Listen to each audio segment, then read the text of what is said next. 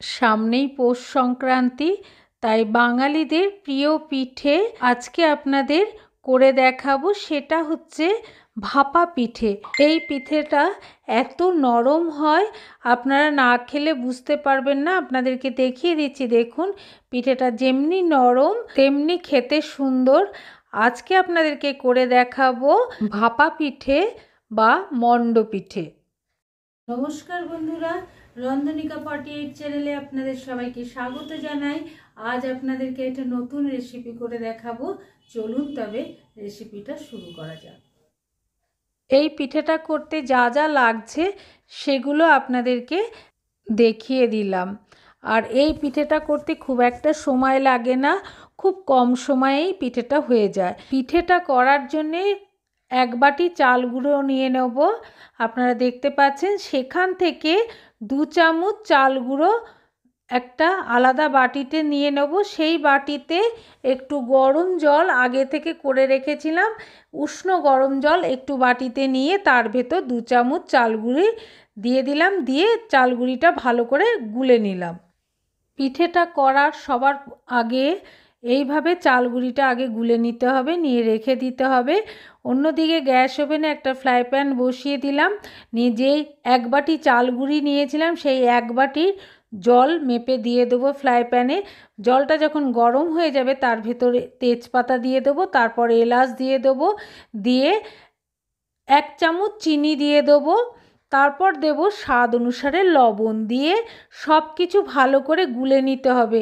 যখন জলটা ভালো করে ফুটে উঠবে তখন তার ভেতর 1 চামচ ঘি দিয়ে দেবো। ঘি দিয়ে ঘিটাকে ভালো করে জলের ভেতর গুলে নিতে হবে। গোলা হয়ে গেলে আগে থেকে যে চাল গুঁড়িটা গুলে রেখেছিলাম সেই চাল গুঁড়ির জলটা ফ্রাই প্যানের ভেতর যে জলটা ফুটছিল তার ভেতর দিয়ে দিতে হবে। দিয়ে নেড়ে নিয়ে জলের সঙ্গে চাল গুঁড়ি গোলা জলটাকে মিশিয়ে নিতে হবে। মেশানোর পর একটু যখন ফুটে উঠবে তখন এই 1 বাটি চাল গুঁড়োটা জলের ভেতর দিয়ে দিতে হবে, দিয়ে ঢাকা দিয়ে 1-2 মিনিট ঢাকা লাগিয়ে বসিয়ে রাখতে হবে। বসিয়ে রাখলে দেখবেন সাইড থেকে ফুটে উঠছে, তখন চাল গুঁড়িটা মিশিয়ে নিতে হবে ভালোভাবে। এইভাবে যখন চাল গুঁড়িটা পুরোটা মেশানো হয়ে যাবে দেখতে পাবেন আপনারা একটু লাগা লাগা হয়ে যাচ্ছে। যখন এইভাবে মেশানো হয়ে যাবে খুন্তিতে করে এইভাবে দেখবেন মেশালে এই রকম পর্যায়ে যখন চলে আসবে তখন নামিয়ে রাখতে হবে। নামিয়ে রেখে ঢাকা লাগিয়ে কিছুক্ষণ ঠান্ডা হওয়ার জন্য রেখে দিতে হবে। অন্যদিকে কড়াইটা গরম বসিয়ে দিয়ে তার ভেতর 1 বাটি পোস্ত দিয়ে দিলাম। পোস্তটা দিয়ে নেড়ে নিয়ে কিছুক্ষণ ভেজে নিতে হবে। যখন পোস্তর গন্ধ বেরিয়ে যাবে তখন একটা ডিশে নামিয়ে নিতে হবে। তারপর পোস্তটা ঢালা হয়ে গেলে আবার কড়াইটা বসিয়ে দিতে হবে। বসিয়ে দিয়ে তার ভেতর 1 বাটি তিল দিয়ে দেবো।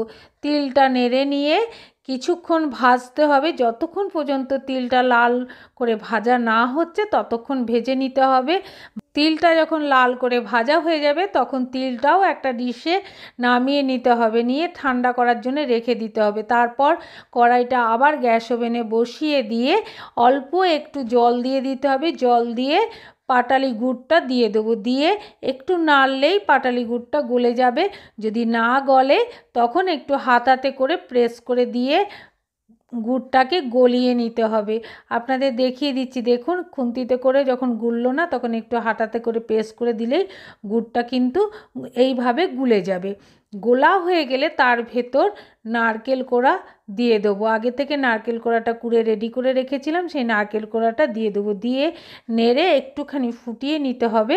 ফোটানো হয়ে গেলে খোয়া ক্ষীর ভেঙে ভেঙে দিতে হবে, কিংবা গ্রেট করে দিয়ে দিতে পারেন। এই খোয়া ক্ষীরটা সিউড়িতে আরায়ণ ট্যাগর রোডে চায়ের স্টলে কিনতে পাওয়া যায়, খুব ভালো খোয়া ক্ষীরটা। সেই জন্য প্রত্যেক বছর আমি এই খোয়া ক্ষীরটা ওখান থেকেই কিনে আনি। আপনারা ইচ্ছা করলে ওখান থেকে কিনে নিতে পারেন। এইভাবে খোয়া ক্ষীরটা দিয়ে নেড়ে নিয়ে কিছুক্ষণ খোয়া ক্ষীরটা দিয়ে গুড়ের সঙ্গে মিশিয়ে নিতে হবে। মেশানো হয়ে গেলে মিডিয়াম টু লো ফ্লেমে কিছুক্ষণ জলটা মারার জন্য বসিয়ে রাখতে হবে। অন্যদিকে একটা থালাতে একটু ঘি নিয়ে নিলাম, সেই ঘিটা একটু হাতে লাগিয়ে নিলাম। আর এইদিকে চালগুড়িটা ঢাকা লাগিয়ে রেখেছিলাম, সেটা একটু ঠান্ডা হয়ে গেছে। তখন তার ভেতর থেকে তেজপাতাগুলো আগে সরিয়ে নিতে হবে।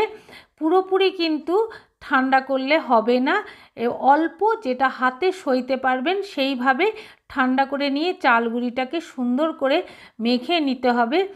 এমনভাবে মাখতে হবে দেখবেন ওপরে একটা তেল তেলে ভাব চলে আসবে, তখন আপনারা বুঝতে পারবেন মাখাটা খুব সুন্দর হয়ে গেছে। এইভাবে কিছুক্ষণ মেখে নেব। মাখতে মাখতে আগে থেকে যে পুরটা বসিয়ে রেখেছিলাম সেই পুরটা এতক্ষণে হয়ে গেছে।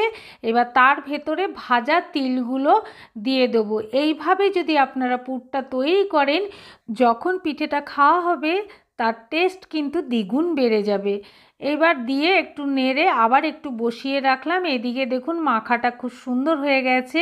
মাখাটা এইভাবে তেল তেলে যখন হয়ে যাবে তখন লম্বা করে নিয়ে লেচিগুলো এইভাবে কেটে নিতে হবে। আপনাদেরকে দেখিয়ে দিলাম এইভাবে লেচিটা কেটে নেব। আর এইদিকে পুরটা পুরোপুরি তৈরি হয়ে গেছে। ঠিক এই পর্যায়ে যখন হবে তখন নামিয়ে নিতে হবে। এইভাবে একটা বাটিতে নামিয়ে রেখে দিলাম। আর এইদিকে লেচিগুলো কেটে এইভাবে গোল করে পাকিয়ে রেখে দিয়েছি। দেখে কত সুন্দর লাগছে দেখুন।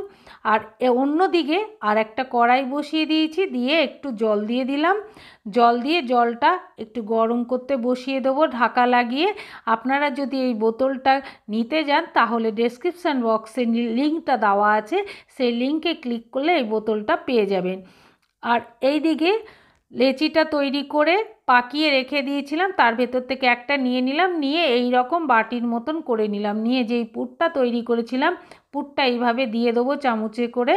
তারপর দু সাইড থেকে এইভাবে মুড়ে নিতে হবে। আপনারা দেখে ঠিক বুঝতে পারছেন। মুড়ে পুরোটাকে মুড়ে নিলাম। মুড়ে নিয়ে এইভাবে আস্তে আস্তে গোল করে ঘুরিয়ে নিলেই খুব সুন্দর একটা মিষ্টির মতন গোল হয়ে যাবে। এইভাবে পুরো পিঠেটা গোল করে নিয়ে রেডি করে নিলাম। কত সুন্দর লাগছে দেখতে দেখুন। এইভাবে তৈরি করে নেব পিঠেগুলো।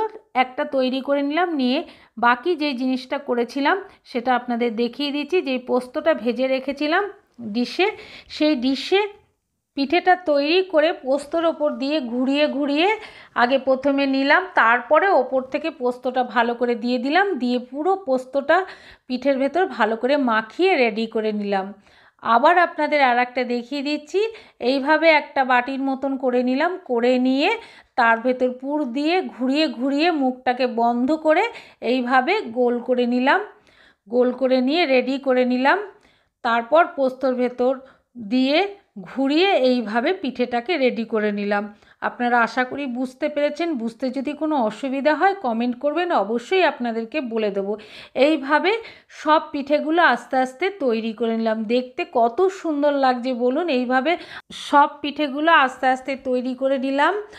আর আপনাদের যদি এই পিঠেটা ভালো লাগে তাহলে সাবস্ক্রাইব করে নোটিফিকেশানটা অন করে রাখবেন, তাহলে আপনাদের কাছে যখনই কোনো ভিডিও ফেলা হবে তখন সবার আগে আপনাদের কাছে নোটিফিকেশানটা পৌঁছে যাবে। সব পিঠেগুলো তৈরি করে নেওয়ার পরে ঢাকাটা খুলে নিলাম, নিয়ে একটা ফুটো ফুটো থালাতে তেল ব্রাশ করে নিয়ে রেডি করে নিয়েছিলাম, তার ভেতরে পিঠেগুলো দিয়ে ঢাকা লাগিয়ে 20 মিনিট ভাপিয়ে নিলাম। 20 মিনিট পর ফিরে এলাম, ঢাকাটা খুলে নিলাম। দেখুন দেখতে কত সুন্দর লাগছে, তবে খেতে কতটা সুন্দর হবে বলুন। আশা করি এর আগে ইউটিউব চ্যানেলে এইভাবে পোস্ত দিয়ে ভাপা পিঠে কেউ করে দেখায়নি। এই প্রথম পোস্ত দিয়ে ভাপা পিঠেটা আপনাদেরকে করে দেখালাম।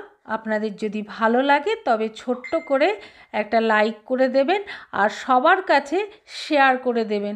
আপনাদের শেয়ারের অপেক্ষায় রইলাম। আপনারা সবাই এইভাবে ভাপা পিঠে বাড়িতে অবশ্যই করে খেয়ে দেখবেন আর আমাকে কমেন্ট করে জানাবেন। আশা করি আপনাদের খুব ভালো লাগবে।